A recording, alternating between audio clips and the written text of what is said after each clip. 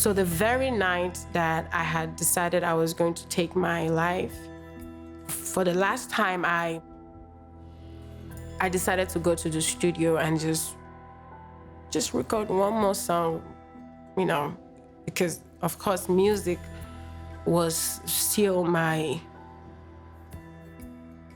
solace.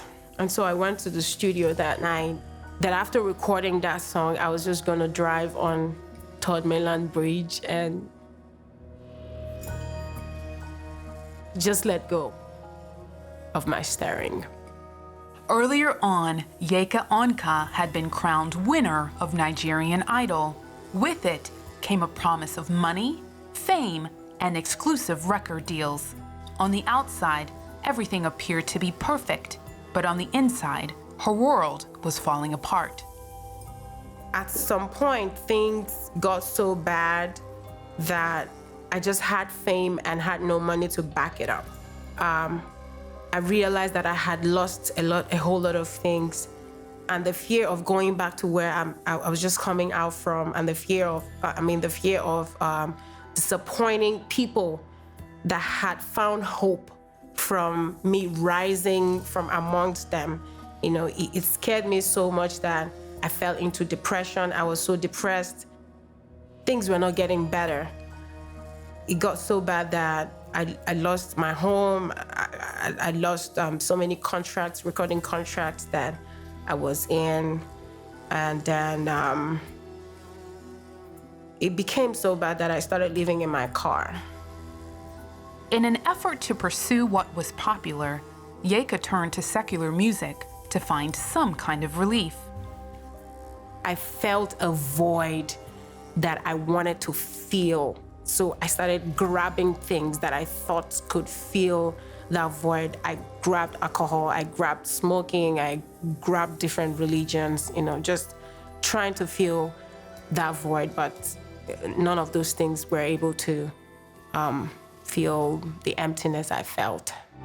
Feeling lost and abandoned by God, Yeka made a decision to end her life. Her plan was to drive off a bridge that night after she recorded her last song. I was so depressed, the fear of going back to poverty, the fear of going back to where I was coming from, the fear of being called a failure, the fear of being laughed at. I'm like, okay, it's just better to get out of here. It was only a matter of time before the media would find out that the first Nigerian Idol lives in her car. And I didn't even want to face that shame.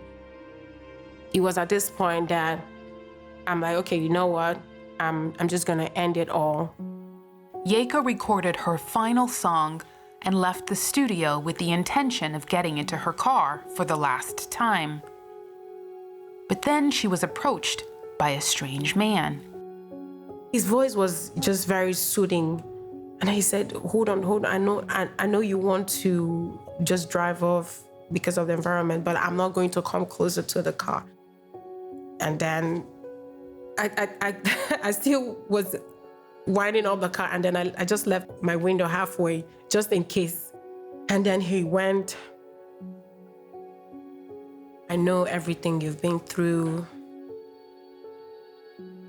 I know what you plan to do tonight. I was over there and I was sent to come tell you that that decision you have made, that you want to take tonight, that you will not die out of it. You are going to live and face the consequences of it, and you will still fulfill what God has called you to be. And he went on to say, I know at this point you don't believe in anything. You don't believe in God. You don't believe in any high spiritual authority. You don't believe in any of that. And then he went on to practically give me my life history, the things I've been through, how my mom passed and how much pain it cost me, my entire family, the struggles, how that I had a near success syndrome after I won Nigerian Idol, how that people failed me, how that I was frauded, how that I lost money, lost, a whole lot of things. How do I went into a whole lot of things trying to just find an answer, trying to find something to fill the void that I had. And so he told me to make a request that he knows I still have doubts in my heart, that I should make a request in my heart and I should hold on. I shouldn't go ahead to execute whatever I wanted to do that night. That if by tomorrow morning that request does not come through, I can now go ahead and do whatever I want to do with my life. Yeka decided to pray one more time, and the very next morning, every single thing she had asked for came to pass. Yeka would later realize the man she had spoken to was no ordinary man. It was then that I realized that I had been visited by God. It was at that point that it dawned on me that God actually visited me.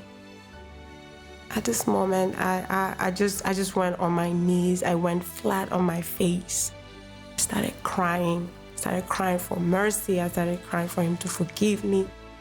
I was full of, I was just overwhelmed at how much that he loved me, how that he was so mindful of me, how that I am so important to me, that he stopped me right in my track. He stopped me at the point where I wanted to take my own life. And he turned it around, like he turned the whole story, he turned everything around for me at that moment. Today, Yeka sings from a place of gratitude to Jesus. She recently released a single called Done So Much, and understands her purpose is to minister the love of God to people through music. God loves you. He has not forgotten you. He has not written you out. He's not done with you. There's still another chapter to be written, and God is still writing that. Don't give up on God yet.